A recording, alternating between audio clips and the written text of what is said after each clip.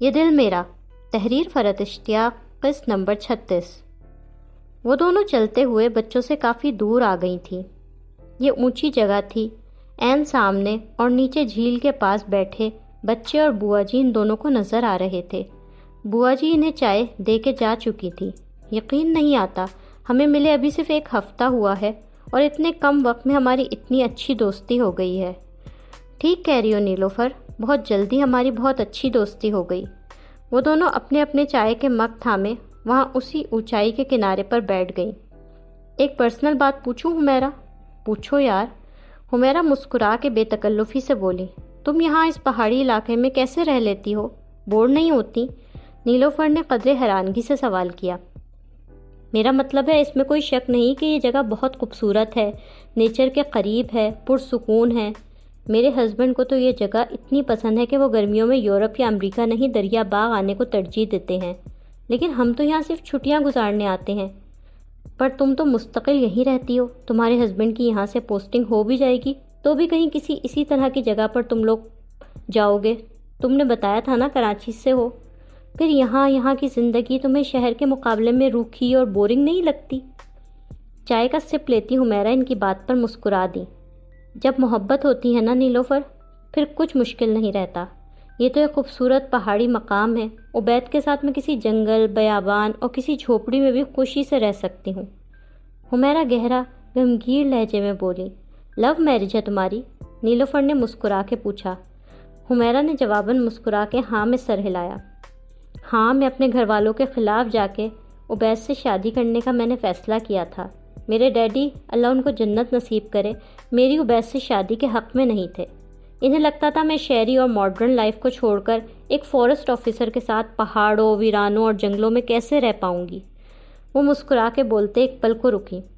میں نے بھوک ہڑتال کی تھی، ضد پر اڑ گئی تھی، تب کہیں جا کر وہ لوگ مانے تھے۔ Very interesting. پھر شادی کے بعد کبھی تم نے اپنے ہسبینڈ کو واپس شہر میں سیٹل ہونے کے لیے قائل نہیں کیا؟ یہ نہیں کہا کہ وہ یہ جاب چھوڑ دیں اور کوئی اور جاب کر لیں؟ نیلوفر نے دلچسپی سے پوچھا۔ نہیں، عبید نیچر لور ہیں۔ He loves forest, mountains and wild life. وہ شہر میں اونچی اونچی عمارتوں کے درمیان رہ ہی نہیں سکتے۔ کہتے ہیں میرا دم گھٹتا ہے وہاں، تو بس جہاں وہ خوش وہاں میں بھی خوش۔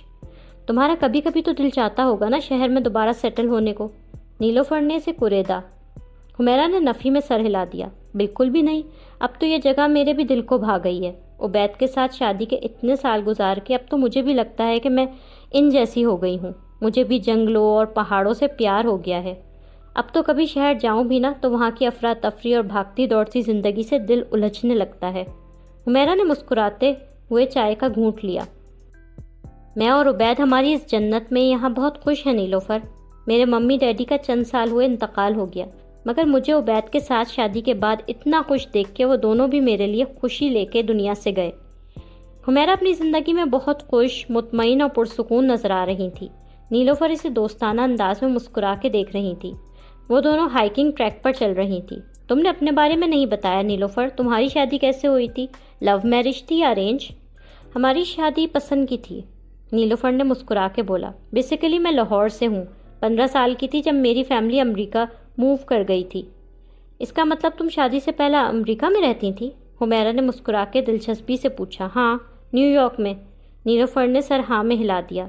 فاروق پڑھنے کے لیے امریکہ آئے ہوئے تھے، ایک فرینڈ کے ہاں پارٹی میں ہماری پہلی ملاقات ہوئی۔ وہاں فاروق کو میں اتنی پسند آئی کہ پہلی ہی ملاقات میں انہوں نے مجھے پروپوز کر دیا۔ Wow, so romantic. Love at first sight والا معاملہ ہوا تھا تم دونوں کا؟ ہاں، کہہ سکتے ہو۔ نیلوفر ہنس پڑی۔ اور تم نے یقیناً ان کے پروپوزل کو ہاں میں جواب دیا ہوگا؟ حمیرہ نے شوقی سے پوچھا۔ آف کورس، نیلوفر نے سر ہلا دیا۔ تم فاروق سے بھی ملی نہیں ہونا، وہ ایسے ہیں کہ انہیں نظر انداز کیا ہی نہیں جا سکتا۔ He is compassionate, smart and honest, he has a magnetic personality. انہیں کوئی لڑکی انکار کر ہی نہیں سکتی، اور مجھے تو وہ پہلی نظر میں ہی اتنے اچھے لگے تھے، لہٰذا میرے انکار کا تو سوال ہی نہیں تھا۔ نیلوفر کے انداز میں شوہر کے لیے بے تحاشا محبت نظر آ رہی تھی۔ اس کے نزدیک میر فاروق آئیڈیل انسان تھے۔ پھر تمہیں ان سے اتنی محبت ہو گئی کہ تم اس محبت کے ہاتھوں مجبور ہو کر امریکہ چھوڑ کر پاکستان آ بسیں؟ حمیرہ جواباً مسکرائی۔ ہاں، محبت اور شادی کے معاملے میں کسی حد تک تمہاری اور میری زندگی ملتی جلتی ہے۔ تم نے محبت میں شہری زندگی چھوڑ دی، پہاڑوں پر رہنے لگی۔ میں نے فاروق کی خاطر امریکہ چھوڑ دیا، اپنی فیملی سے دور پاکستان آ بسی۔ تمہارے پیرنٹس تو تمہیں بہت مس کرتے ہوں گے۔ بہت زیادہ یار۔ شروع میں ابا نے فاروق کے رشتے کی مخالفت بھی اسی لیے کی تھی۔ وہ مجھے خود سے اتنی دور پاکستان نہیں بھیجنا چاہتے تھے۔ ابا کی ذرا زیادہ لاڈلی ہوں نا، انہیں یہ فکر بھی تھی کہ پاکستان میں ان سے اتنی دور میں کیسے ایڈجسٹ کر پاؤں گی۔ ایک پل کی سنجیدگی کے بعد نیلوفر نے گہری سانس لی۔ لیکن اب وہ خوش ہیں، میں خوش ہوں تو میرے پیرنٹس بھی خوش ہیں۔ ہاں، وہ لوگ مجھے بہت مس کرتے ہیں۔ میری چھوٹی بہن بھی ہے نا فرحانہ، آج کل مجھے روز فون پہ فون کر رہی ہے کہ اس سال ہم گرمیوں میں امریکہ کیوں نہیں آ رہے۔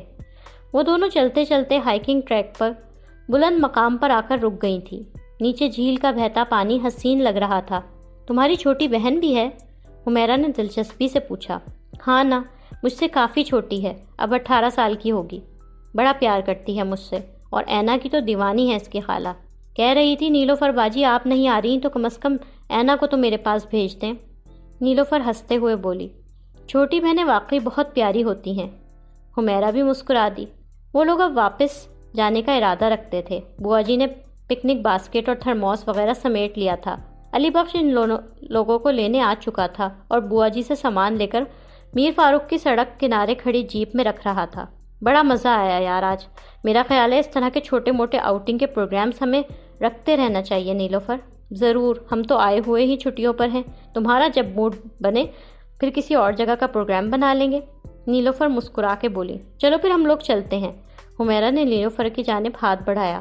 علی بخش اس دوران اپنی بیگم صاحبہ کے لیے مؤدب انداز میں گاڑی کا دروازہ کھول چکا تھا۔ ہم تمہیں ڈراپ کر دیتے ہیں نا حمیرہ؟ نیلوفر نے پیشکش کی۔ ارے اس تکلف کی ضرورت نہیں ہے یار، ہمارا گھر یہاں سے بہت قریب ہے، ہم ماں بیٹا واک کرتے مزے سے چلے جائیں گے۔ حمیرہ نے مسکرا کے انکار میں سر ہلا دیا۔ واک پھر کبھی کر لینا، ابھی تم ہمارے ساتھ چل رہی ہو۔ مگر نیلوفر نے بضد ہو کر اس کا ہاتھ تھاما۔ آ جاؤ مانی بیٹا، گاڑی میں بیٹھو۔ نیلوفر نے فوراً ہی امان کو بھی گاڑی میں بیٹھنے کو کہا۔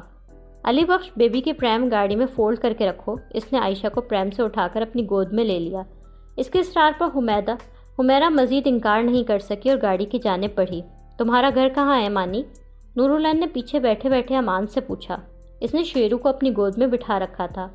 عائشہ نیلوفر کی گود میں تھی اور نیلوفر اسے خوب پیار کر رہی تھی۔ نورالعین بوا جی کی گود میں بیٹھی تھی۔ قریب ہی ہے نا؟ اور تمہارا؟ امان نے گردن گھما کر اسے جواب دیا۔ وہ ماؤنٹین نظر آ رہی ہے نا، بڑی والی، اس کے آگے جو ٹری ہے وہاں سے جائیں گے نا، پھر جہاں یہ ایپل ٹریز آئیں گے نا وہاں ہمارا نیو ہاؤس ہے، وائٹ گیٹ والا۔ وہ ہاتھ سے اشارہ کر کے جس معصومیت سے بولی اس پر حمیرہ اور نیلوفر زیر لب مسکرائیں۔ بوا جی بھی ہنس پڑی۔ اینا 2 سال کی تھی جب ہم اس سے پہلے آخری بار دریا باغ آئے تھے، تب کا آنا تو ظاہر ہے اسے یاد ہی نہیں، اس لیے اینا کو یہ جگہ بالکل نئی اور اپنا نیا گھر بالکل نیو ہاؤس لگ رہا ہے۔ حمیرہ نے مسکراتے ہوئے نیلوفر کی بات مکمل کی۔ ہاں، خوش ہو رہی ہے یہاں آ کے، کہہ رہی ہے ماما اب ہم اس نیو ہاؤس میں ہی رہیں گے۔ نورالعین کی طرف ایک مسکراتی نظر ڈال کر نیلوفر بولی، ہاؤ سویٹ۔ حمیرہ نے پیار سے نورالعین کا گال چھوا۔ اینا کے بابا کی بھی یہ فیوریٹ جگہ ہے، ہم اپنے ہنی مون کے لیے بھی یہیں آئے تھے، اپنے سمر ہاؤس میں بھی ٹھہرے تھے، بقول اینا کے ہمارا نیو ہاؤس۔ ہمارا نیو ہاؤس نا بہت پیارا ہے، ویسے ہمارا پاکستان والا جو ہاؤس ہے نا وہ بھی بہت پیارا ہے، وہاں اتنا بڑا سوئمنگ پول بھی ہے۔ نورالعین معصومیت سے بولی، پاکستان والا ہاؤس؟ ابھی تم کیا انگلینڈ میں ہو؟ امان نے اس کا مذاق اڑایا۔ نورالعین نے شرمندہ ہو کر ماں کی طرف دیکھا۔ اوہ مانی، وہ چھوٹی ہے ابھی۔ حمیرہ نے امان کو ٹوکا۔ اینا یہ بھی پاکستان ہے ڈارلنگ، پاکستان میں ہی کراچی بھی ہے جہاں ہم رہتے ہیں، اور دریا باغ بھی جہاں ہمارا نیو ہاؤس ہے۔ بس وہ جو سامنے کاٹیج نظر آ رہا ہے نا وہاں گاڑی روک دیجیے گا۔ کاٹیج کے قریب آنے پر حمیرہ علی بخش سے بولی، ہمارا گھر آ گیا۔ اپنا گھر آتا دیکھ کر امان بہت چہک کر فقریہ بولا، یہ تمہارا گھر ہے؟ نورالعین نے اس کے کاٹیج کو بغور دیکھا۔ تب نیا نیا بنا یہ کاٹیج زیادہ خوبصورت لگ رہا تھا۔ سرخ گلابوں کی بہار کاٹیج کو مزید خوبصورت بنا رہی تھی۔ آؤ نا نیلوفر، چلو اندر چلتے ہیں، بوا جی آپ بھی آئیں۔ حمیرہ نے پرخلوص انداز میں لوگوں کو اندر آنے کی دعوت دی۔ آج نہیں حمیرہ، ابھی دیر ہو جائے گی، پھر کسی اور دن آئیں گے، ویسے بھی اب تو تمہارا گھر دیکھ لیا ہے، آنا جانا رہے گا اب۔ نیلوفر مسکرا کے بولی، اور پھر واقعی چند ہی روز بعد وہ باقاعدہ کچھ چیزیں بنا کے حمیرہ کے گھر چلی آئیں۔ بوا جی اور اینا بھی اس کے ساتھ تھیں۔ اینا وہاں آ کر خوش تھی۔ تو امان بھی ان لوگوں کو دیکھ کے ایکسائٹڈ ہوا۔ یکدم ہی بارش شروع ہو گئی۔ موسم اچھا دیکھ کے تمہارے گھر آ گئی تھی، اگر پتہ ہوتا بارش شروع ہو جائے گی تو اس وقت نہ آتی۔ نیلوفر بارش ہونے کی وجہ سے پریشان ہو رہی تھی۔ وہ آج ان کے گھر پہلی بار آئی تھی۔ نیلوفر، حمیرہ اور بوا جی صوفوں پر بیٹھی تھی۔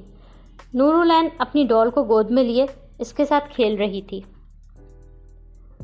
امان ہاتھ میں کتے کا فیڈنگ باؤل پکڑے باہر جا رہا تھا۔ فکر نہ کرو، بارش تھوڑی دیر میں رک جائے گی، اور آج پہلی بار تو اللہ اللہ کر کے تم میرے گھر آئی ہو، وہ بھی میرے اتنے بلانے کے بعد۔ اچھا ہوا بارش ابھی شروع ہوئی، پہلے ہو جاتی تو تم نے آج بھی نہیں آنا تھا۔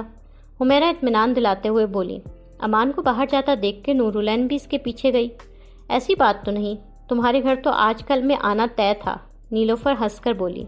امان شیرو کے لیے اس کا کھانا پیالے میں ڈال کر لایا تھا۔ وہ کاٹیج کے مین دروازے سے باہر زینوں پر جھک کر کھڑا شیرو کے آگے پیالہ رکھ رہا تھا۔ سامنے گارڈن میں خوب تیز بارش ہوتی نظر آ رہی تھی۔ شیرو، تمہارا لنچ ٹائم ہو گیا ہے، جلدی سے کھانا کھا لو ورنہ مما نے مجھے ڈانٹنا ہے کہ مانی تم شیرو کے ساتھ اپنا سارا وقت ضائع کر دیتے ہو۔ اسکول کی چھٹیاں ہیں تو کیا اب بیگ سرے سے کھلے گا ہی نہیں؟ شیرو تمہاری باتیں سمجھتا ہے مانی؟ اینا نے حیرت سے پوچھا۔ یس، پکا دوست ہے میرا، میری ہر بات سمجھتا ہے، مانتا بھی ہے۔ اس نے فقریہ انداز میں شیرو کے اوپر ہاتھ پھیرا۔ نورالعین امان کے پاس کھڑی تھی۔ اس نے ایک نظر امان اور شیرو کو دلچسپی سے دیکھا، پھر وہ اپنی ڈال کو پکڑے پکڑے ہی وہاں فکس ہوئی بینچ پر بیٹھ گئی۔ اس کے بالکل سامنے امان شیرو کے پاس گھٹنوں کے بل بیٹھا تھا اور شیرو مزے سے اپنا کھانا کھا رہا تھا۔ تمہارے اسکول کہاں ہے مانی؟ زور زور سے پیر ہلاتے اپنی گڑیا کے بال ٹھیک کرتے اس نے امان سے پوچھا۔ بہت دور ہے، پاپا چھوڑ کے آتے ہیں مجھے۔ تم اسکول جاتی ہو ہے نا؟ اس نے گردن گھما کے نورالعین سے پوچھا۔ ہاں، KG1 میں ہوں، نورالعین نے فقریہ انداز میں بتایا۔ KG1؟ کتنے سال کی ہو تم؟ 5 ایئرس کی۔ ماما بول رہی تھی 3 جون کو میں پورے 5 سال کی ہو جاؤں گی۔ نورالعین کا معصومانہ انداز تھا۔ 3 جون؟ پھر تو تمہاری برتھ ڈے آنے والی ہے۔ امان نے مسکرا کے اس کی طرف دیکھا۔ یس، بابا جان نے کہا ہے ہم اس بار میری برتھ ڈے ہمارے نیو ہاؤس میں منائیں گے۔ میرے لیے سنو وائٹ والا ڈریس لائیں گے بابا جان نے بولا ہے کیک پر بھی سنو وائٹ بنی ہوگی۔ نورالعین پرجوش تھی۔ تم بھی میری برتھ ڈے پر آنا مانی؟ اوکے، ماما سے پوچھوں گا، اگر انہوں نے اجازت دی تو آؤں گا، مسکرا کے بولا۔ تمہاری برتھ ڈے کب ہوتی ہے مانی؟ نورالعین نے دلچسپی سے اس سے پوچھا۔ گزر بھی گئی، میری برتھ ڈے پر ہی تو پاپا نے مجھے شیرو گفٹ کیا تھا۔ امان نے مسکرا کر فقریہ انداز میں پھر سے شیرو پر ہاتھ پھیرا۔ تم کتنے سال کے ہو مانی؟ 10 سال کا، گریڈ 6 میں پڑھتا ہوں میں۔ سامنے لکڑی کی بار سے سر پر چھتری تانے عبدالرحمان بابا اندر آئے۔ بارش سے بچنے کے لیے تیزی سے بھاگتے ہوئے انہوں نے دونوں بچوں کو وہاں سے دیکھا۔ بارش کی بوچھار ترچھی تھی، اس لیے چھت کے نیچے کھڑے ہونے کے باوجود ان دونوں کے اوپر بارش کا پانی آ رہا تھا۔ بچوں، یہاں بارش کا پانی آ رہا ہے، تم لوگ بھیگ جاؤ گے، شاباش اندر جاؤ۔ وہ ان دونوں کے پاس آ گئے۔ ان کے لہجے میں پیار اور فکر تھی۔ اوکے عبدالرحمان بابا، پلیز دیکھ لیجیے گا شیرو کھانا ٹھیک سے کھا لے، امان کہتے اٹھ کھڑا ہوا۔ نورالعین بھی پیچھے سے اٹھ گئی۔ وہ دونوں آگے پیچھے بھاگتے اندر کی جانب بڑھے۔ اتنا خوبصورت موسم ہو گیا ہے، بارش ہو رہی ہے، کیا خیال ہے چائے کے ساتھ پکوڑے نہ کھائے جائیں؟ حمیرہ نے کھڑکی کے باہر برستی بارش کو دیکھ کر نیلوفر سے پوچھا۔ موسم تو یہی کہہ رہا ہے، پکوڑوں اور چائے کے ساتھ اس موسم کا مزہ دوبالا ہو جائے گا۔ نیلوفر نے مسکرا کے سر ہلایا۔ بس پھر آپ لوگ بیٹھیں، گپ شپ لگائیں، میں فٹافٹ گرما گرم پکوڑے بنا کے لاتی ہوں، حمیرہ کہتے ہوئے صوفے پر سے اٹھی۔ مما میں بہت سارے پکوڑے کھاؤں گا کیچپ کے ساتھ، اندر آتے ہوئے امان نے چٹخارے لیتے ہوئے بولا۔ آنٹی میں پٹیٹو والے پکوڑے کھاؤں گی۔ اس کی دیکھا دیکھی نورالعین نے بھی فٹافٹ فرمائش کر دی۔ لے جی، بچے تو ہم سے پہلے تیار ہیں، فرمائشیں بھی آنی شروع ہو گئیں۔ نیلوفر ہنس دیں۔ بیٹا آپ دونوں بیٹھ کر باتیں کریں، پکوڑے میں بنا کر لاتی ہوں، آپ بس مجھے بیسن وغیرہ کا بتا دیں کہاں رکھا ہے، باقی سب میں کر لوں گی۔ بوا جی حمیرہ سے کہتی صوفے پر سے اٹھی۔ ارے نہیں بوا جی، آپ زحمت نہ کریں، آپ میری مہمان ہیں۔ حمیرہ نے انہیں ہاتھ پکڑ کر روکا۔ گھر آئے مہمان سے کام کرانا تو انہیں بدتمیزی لگ رہا تھا۔ بھائی حمیرہ، یہاں میں یہ بات کہوں گی کہ پکوڑے بوا جی جیسے کوئی نہیں بنا سکتا، پتہ نہیں یہ کیا جادو ڈالتی ہیں ان میں، بندے کا ہاتھ ہی نہیں رکتا۔ بس آج آپ میرے ہاتھ کے پکوڑے کھائیں۔ بوا جی نے مسکرا کے حمیرہ کو روکا۔ حمیرہ نے ایک لمحے کو کچھ سوچا، پھر خوش دلی سے مسکرائی۔ اگر ایسی بات ہے تو چلیں بوا جی، آپ پکوڑے بنائیں، لیکن میں آپ کی مدد کراؤں گی۔ خالی تم کیوں، ہم دونوں مل کے بوا جی کی مدد کرائیں گے۔ نیلوفر بھی اٹھ کھڑی ہوئی۔ چلو بھائی بچوں، گرما گرم پکوڑے کھانے کے لیے تیار ہو جاؤ، بچوں سے کہتے ہوئے انہوں نے کچن کا رخ کیا۔ پکوڑے کھانے سے بھی زیادہ میں تو بنانے کی ساری ایکٹیویٹی کو انجوائے کر رہی ہوں۔ نیلوفر پین میں پاکستانی اسٹائل کی دم والی چائے بنا رہی تھیں۔ یہ تو ہے، حمیرہ بیسن میں ملانے کے لیے پالک، پیاز، ہری مرچ، آلو، بیگن کاٹتے ہوئے بولیں۔ بوا جی چولہے پر کڑھائی رکھتے پکوڑے تل رہی تھی۔ امان اور نورالعین بیچ پر ساتھ بیٹھے پکوڑے کھا رہے تھے۔ نورالعین آلو والے پکوڑے کیچپ لگا لگا کے مزے سے کھا رہی تھی۔ حمیرہ نے امان کے پاس ہی عائشہ کو اس کی بیبی چیئر پر بٹھا رکھا تھا۔ گھر پر ملازم سارے کام کر لیتے ہیں، میرے کچھ کرنے کی نوبت ہی نہیں آتی۔ آج اتنے عرصے بعد کچن میں کچھ کام کر کے امریکہ کے دنوں کی یاد تازہ ہو گئی۔ چائے کی خوشبو بتا رہی ہے تم چائے بہت اچھی بناتی ہو۔ حمیرہ چائے کا رنگ اور خوشبو دیکھ کے تعریفی انداز میں بولی۔ آلو والے سارے پکوڑے تم کھا گئی نا اینا؟ میز پر بیٹھے امان نے نورالعین کو ٹوکا۔ مجھے اچھے لگتے ہیں، اینا مزے سے بولی۔ مما اس نے میرے لیے ایک بھی آلو والا پکوڑا نہیں بچایا، سارے کھا گئی، امان نے ماں سے خفگی سے شکایت کی۔ مانی بری بات ہے بیٹا، ایسے نہیں بولتے، بوا جی اور بنا رہی ہیں نا، حمیرہ نے اس کو ٹوکا۔ بیٹا میں ابھی تم کو اور آلو والے پکوڑے بنا کر دیتی ہوں۔ بوا جی نے پکوڑے تلتے تلتے امان کی طرف دیکھا۔ آشو کو میش پٹیٹو کھلاؤ، بہن کو رلانا نہیں ہے مانی۔ حمیرہ نے چھوٹی پلیٹ میں میش ہوئے آلو کی پلیٹ امان کے سامنے رکھی۔ مما یہ کیچپ مانگ رہی ہے، عائشہ کو کیچپ کی بوتل کی طرف اشارہ کرتے دیکھ کر وہ بولا۔ نہیں کیچپ نہیں دینا اسے۔ حمیرہ نے اسے منع کرتے ہوئے کچن کا باہر بیک یارڈ میں کھلنے والا دروازہ پورا کھول دیا۔ ٹھنڈی ہوا کچن میں آنے لگی۔ یہ تم نے اچھا کام کیا حمیرہ، اب پکوڑے بناتے ہوئے ہم بارش انجوائے کرتے رہیں گے۔ نیلوفر نے گردن گھما کر باہر کا منظر دیکھا۔ کتنی خوبصورت بارش ہے ماما، کتنی ساری بارش ہو رہی ہے، نورالعین ایکسائٹمنٹ سے بولتی بینچ پر سے اٹھی۔ وہ دروازے کے پاس آ کے کھڑی ہو گئی۔ اسے وہاں درخت سے بندھا جھولا نظر آیا۔ تمہارے گھر پہ جھولا بھی ہے مانی؟ دور نظر آتے جھولے کو وہ دلچسپی سے دیکھتے بولی۔ ہاں میں روز اس پر جھولا جھولتا ہوں۔ امان عائشہ کو چمچ سے میش آلو کھلا رہا تھا۔ ماما مانی کے گھر پہ جھولا ہے، نورالعین نے پلٹ کے نیلوفر کو دیکھا۔ ہاں جھولا تو ہے لیکن آپ نے اسے بس اندر سے ہی دیکھنا ہے ابھی۔ نیلوفر کپوں میں چائے نکال رہی تھی۔ باہر بارش ہو رہی ہے، مگر نورالعین نے ماں کی نصیحت انسنی کی وہ دروازے سے باہر نکل گئی۔ آنٹی اینا باہر جا رہی ہے، امان نے اسے باہر جاتے دیکھ کر نیلوفر سے شکایت لگائی۔ آنٹی اینا باہر چلی گئی۔ اینا کہاں جا رہی ہو، میری بات نہیں سنی نا؟ نیلوفر نے گردن گھما کر نورالعین کو دیکھا۔ یہ لڑکی بھی نا، اینا واپس آؤ، باہر جانے کو منع کیا ہے نا، بارش ہو رہی ہے۔ نیلوفر نے وہیں سے زور سے آواز لگائی۔ آنٹی اینا جھولے پہ بیٹھ گئی ہے، امان نے نیلوفر کو آواز لگائی۔ اف اینا، بوا جی نے بھی گردن گھما کے اسی کی طرف دیکھا۔ اینا اپنی ماما کی بات سنو بیٹا، باہر بارش ہو رہی ہے۔ امان میز پر سے اٹھ کر دروازے تک گیا تاکہ وہاں سے دیکھ سکے کہ باہر نورالعین کیا کر رہی تھی۔ مانی تم اینا کو واپس لے کے آؤ، وہ بھیگ جائے گی۔ حمیرہ نے اسے باہر دوڑایا۔ اوکے ماما۔ وہ سر ہلاتا باہر کو بھاگا۔ اینا تمہاری ماما بلا رہی ہیں۔ وہ باہر پہنچا تو دیکھا نورالعین تیز تیز جھولا جھول رہی تھی۔ وہ کھلکھلا کے ہنس رہی تھی۔ میں جھولا جھول رہی ہوں، وہ انجوائے کرتے ہوئے بولی۔ آنٹی اینا جھولے پر بیٹھ گئی ہے، یہ میری بات بالکل نہیں سن رہی، امان نے گردن گھما کے نیلوفر کو آواز لگائی۔ اینا میں تمہیں کیا کہہ رہی ہوں، فوراً اندر آؤ۔ نیلوفر کچن کے دروازے پر آئیں۔ مانی اینا کو روکو، یہ گر جائے گی۔ حمیرہ نے بھی دروازے سے آواز لگائی۔ تم میری بات نہیں سن رہی نا اینا؟ نیلوفر غصے سے کچن سے نکلی۔ اینا تم گر جاؤ گی۔ نیلوفر بارش سے بھیگتے آگے بڑھی مگر نورالعین کسی کی نہیں سن رہی تھی۔ اینا اسٹاپ اٹ، تمہاری چوٹ لگ جائے گی، امان نے اسے روکنے کی کوشش کی۔ اینا اتنا تیز نہیں بیٹا، گر جاؤ گی، نیلوفر پاس آتے ہوئے بولی۔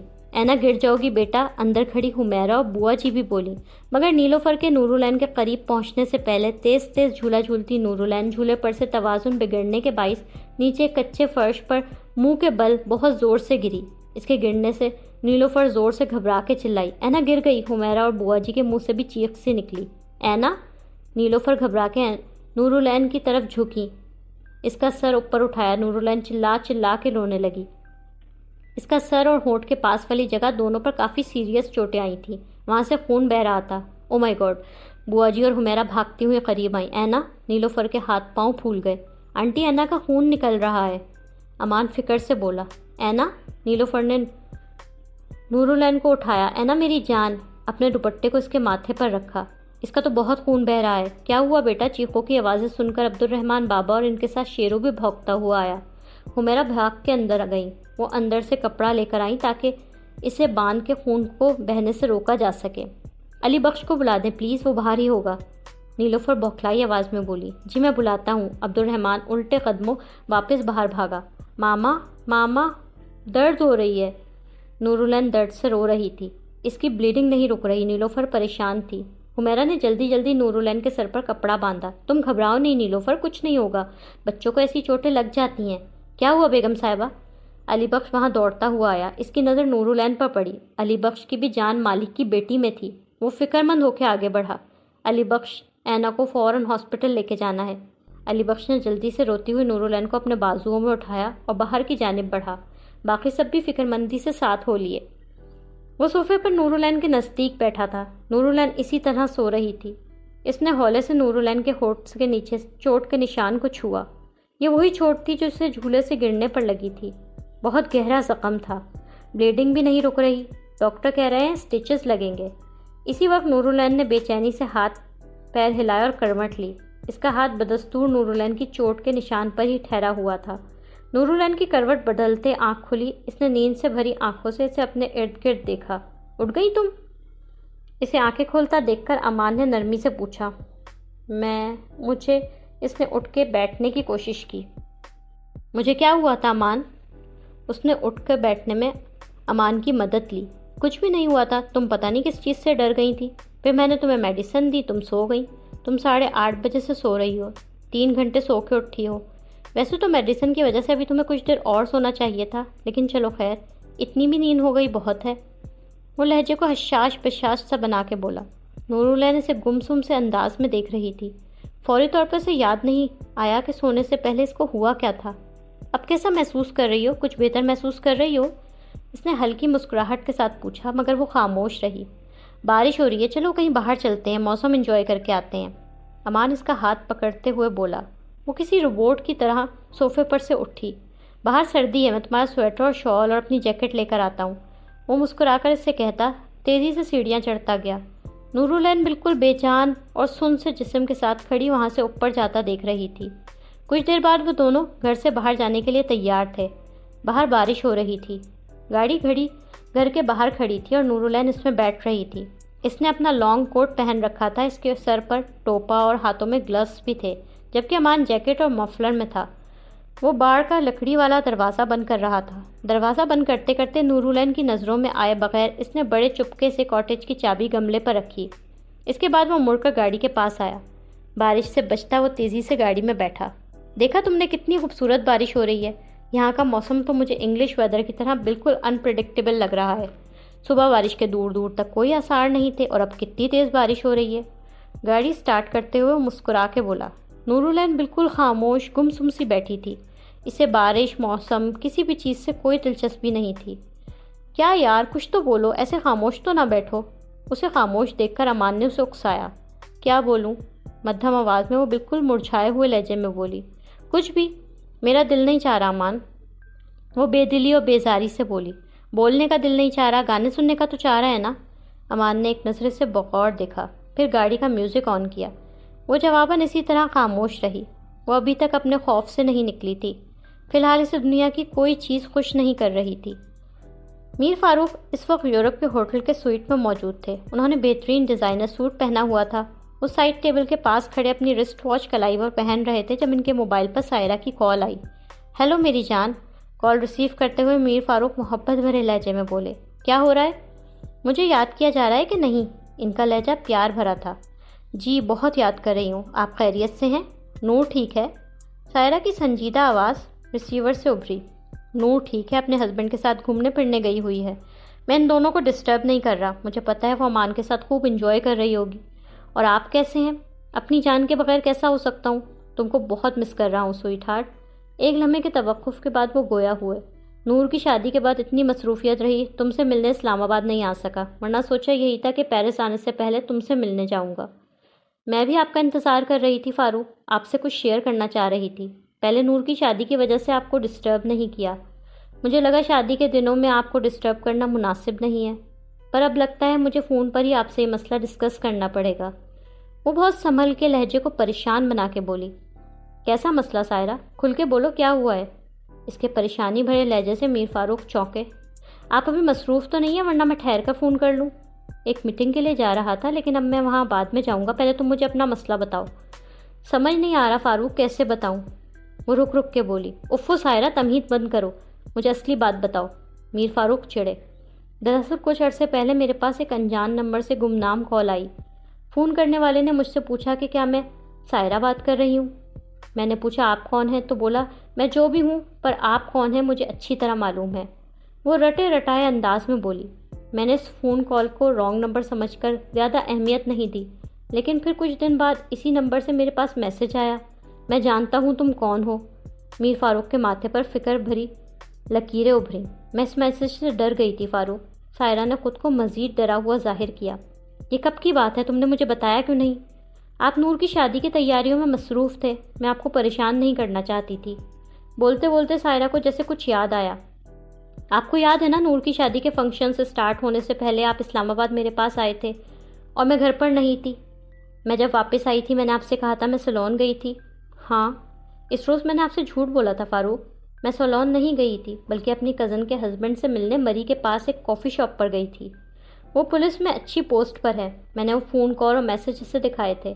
میں آپ کو ڈسٹرب کیے بغیر اس کی مدد سے یہ معاملہ حل کرنا چاہتی تھی، لیکن اب سائرہ نے لہجے میں دنیا بھر کی معصومیت اور شرمندگی شامل کی۔ اب کیا سائرہ؟ اب کیا ہوا ہے؟ میر فاروق کا انداز پریشانی سے بھرا تھا۔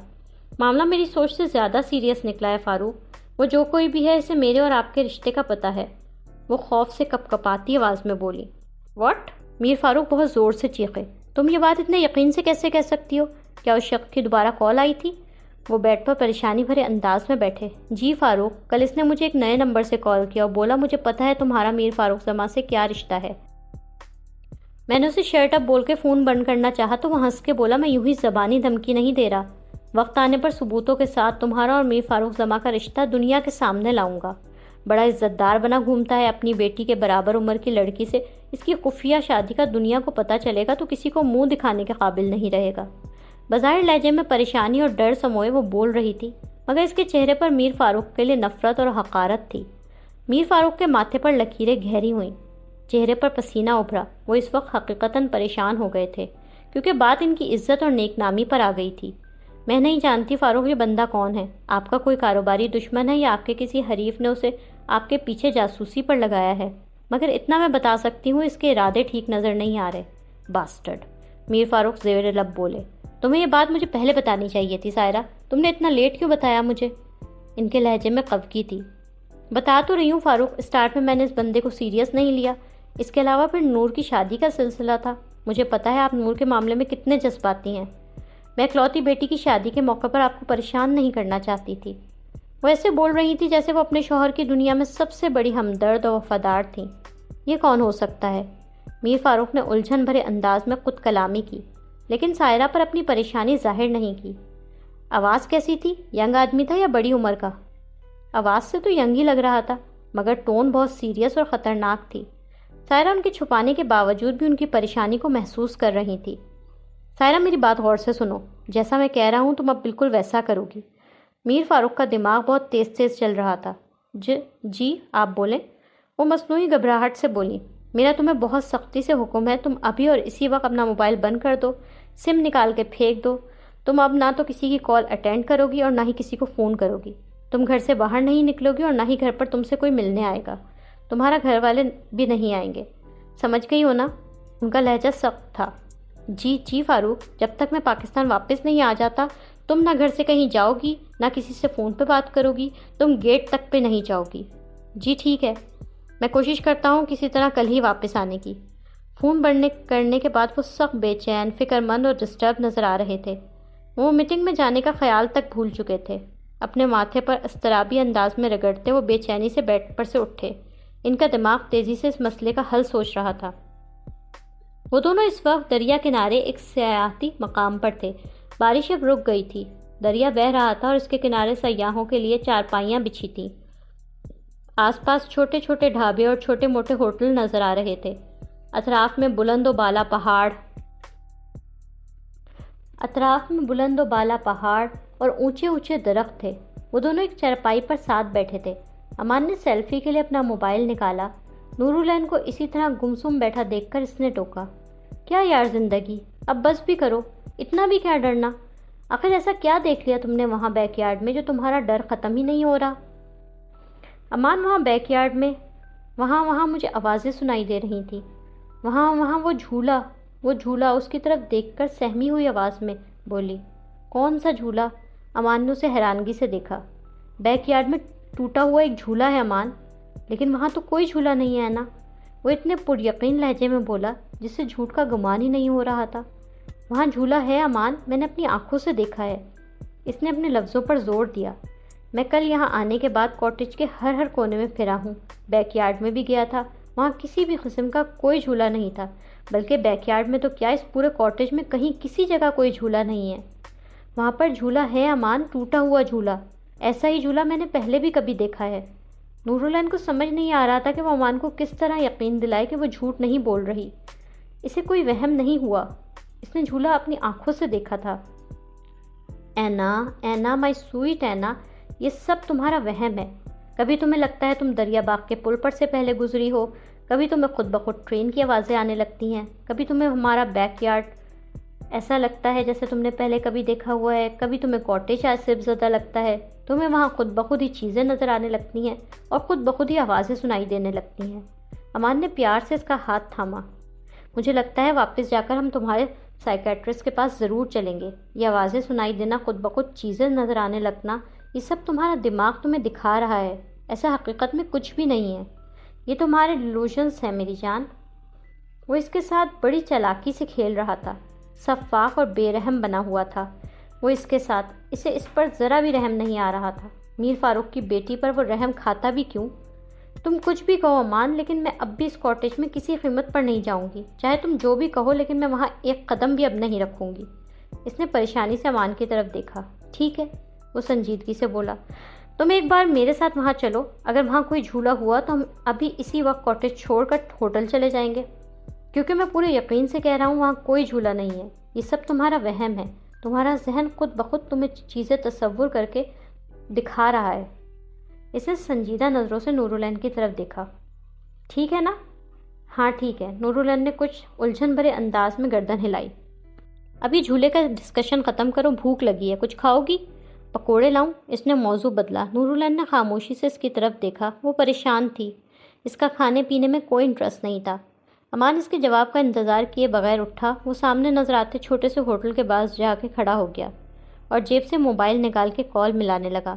اس نے کنکھیوں سے نورالعین کو دیکھا کہ کہیں وہ اسے دیکھ تو نہیں رہی تھی، اور پھر رازداری سے ساجد کو فون کیا۔ اس کی آنکھوں میں مکاری اور نفرت بھری تھی اس پل۔ علی بخش گاڑی زما ہاؤس کے پورچ میں روک رہا تھا جب اس کے نمبر پر میر فاروق کی کال آئی۔ السلام علیکم صاحب۔ سلام کرتے ہوئے وہ گاڑی سے اترا۔ علی بخش، تم ابھی اور اسی وقت فوراً اسلام آباد چلے جاؤ۔ جو حکم صاحب۔ کوئی گڑبڑ ہوئی ہے کیا ادھر؟ اسے معاملے کی سنگینی کا احساس ہوا۔ مسئلہ سنگین ہے علی بخش، میں سائرہ پر شک کر رہا تھا مگر یہاں تو معاملہ ہی کچھ اور نکلا ہے۔ کسی کو میری سائرہ کی شادی کا پتہ چل گیا ہے علی بخش۔ کیا صاحب، یہ کس طرح ہو سکتا ہے؟ علی بخش بری طرح چونکا۔ کون ہے وہ الو کا؟ زبان کو دانتوں تلے دبا کر اس نے بے ساختگی سے گالی کو منہ میں روکا۔ فی الحال تو میری سمجھ میں کچھ نہیں آ رہا یہ کیا چکر ہے، وہ الجھے انداز میں بولے۔ کہیں بیگم صاحب کے خاندان کا تو کوئی شخص نہیں ہے صاحب، وہ پیسوں کے لیے آپ کو بلیک میل کرنا چاہتا ہو؟ علی بخش پرسوچ سے انداز میں بولا۔ سائرہ کے گھر والوں کی اتنی جرت نہیں ہے کہ وہ ایسی حرکت کریں، میرے ٹکڑوں پر پل رہے ہیں، ایسا کام کبھی نہیں کر سکتے۔ رہ گئے اس کے خاندان والے، تو اس کے گھر والوں نے اپنے خاندان میں کسی کو یہ بتایا ہی نہیں کہ انہوں نے سائرہ کی شادی کر دی ہے۔ سب کو یہی کہہ رکھا ہے کہ وہ نوکری کی وجہ سے اسلام آباد میں رہتی ہے۔ میر فاروق نے نفی میں سر ہلا دیا۔ پھر صاحب کون ہو سکتا ہے؟ ابھی کچھ سمجھ نہیں آ رہا علی بخش۔ انہوں نے لمحے بھر کے لیے ماتھے کو رگڑتے ہوئے کچھ سوچا۔ خیر علی بخش، جب تک میں پاکستان واپس نہیں آ جاتا تم اسلام آباد سائرہ کے گھر پر ہی رہو گے۔ سائرہ کو گھر سے کہیں نہیں جانے دو گے، نہ اس سے ملنے کے لیے کوئی گھر پر آئے، اس کے ماں باپ بہن بھائی تک نہیں۔ وہاں گھر کا لینڈ لائن نمبر فوراً کٹوا دو۔ سائرہ کا باہر کی دنیا سے ہر رابطہ آج اور ابھی سے منقطع ہو جانا چاہیے۔ جو حکم صاحب، جیسا آپ نے بولا ہے ویسے ہی ہوگا۔ اپنی آنکھیں کان کھلے رکھنا علی بخش، وہاں گھر کے آس پاس جانے والا ہر شخص، ہر کسی کو واچ کرنا، وہاں آتی جاتی کوئی گاڑی، اسٹریٹ سے گزرتا کوئی بھی شخص تمہاری نظروں سے بچنا نہیں چاہیے۔ میر فاروق تیز لہجے میں بولے۔ ٹھیک ہے صاحب، آپ فکر نہ کریں، میں اسلام آباد میں سب سنبھال لوں گا۔ کیسے فکر نہ کروں علی بخش، یہ میری عزت، نیک نامی اور ساکھ کی بات ہے، یہ نور کے مجھ پر بھروسے کی بات ہے۔ بولتے ہوئے ان کی آواز ذرا بلند ہوئی۔ نور کو یہ بات ہرگز پتہ نہیں چلنی چاہیے علی بخش، اس کا مجھ پر سے بھروسہ ٹوٹ جائے گا۔ ان کا لہجہ فرسٹریشن لیے ہوئے تھا۔ اگر نور کا بھروسہ مجھ پر سے ٹوٹا نہ علی بخش تو میں ساری دنیا کو آگ لگا دوں گا۔ ان کے لیے نور العین کی نظروں میں ان کی عزت قائم رہنا زندگی اور موت کا مسئلہ تھا۔ آپ پریشان نہ ہو صاحب، آپ کی عزت پر آنچ نہیں آنے دوں گا میں۔ اگر کبھی اپنی جان دے کر بھی آپ کی عزت بچانی پڑی تو علی بخش پیچھے نہیں ہٹے گا۔ علی بخش شدید غصے میں تھا۔ میں دیکھ لوں گا اس بلیک میلر کو بھی اور اس کے اگلے پچھلوں کو بھی، لاش بھی نہیں ملے گی سالے کی۔ کس کی یہ مجال ہوتی جو اس کے صاحب کو بلیک میل کرنے کی ہمت کر رہا تھا؟ علی بخش کے ہوتے ہوئے وہ مالک کا ایسا وفادار تھا کہ بڑے سے بڑا سورما کی جان لے سکتا تھا اگر وہ اس کے صاحب کے راستے میں آیا تو۔ لائک، کامنٹس، شیئر کریں اور تازہ ترین اپڈیٹس کے لیے سبسکرائب کریں۔